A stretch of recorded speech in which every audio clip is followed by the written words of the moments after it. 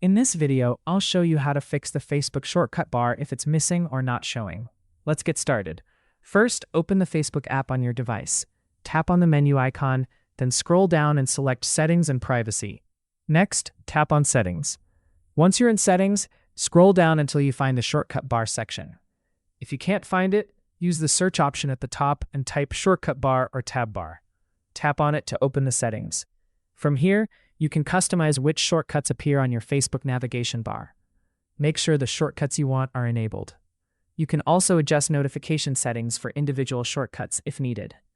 If the shortcut bar is still missing, try clearing the Facebook app cache.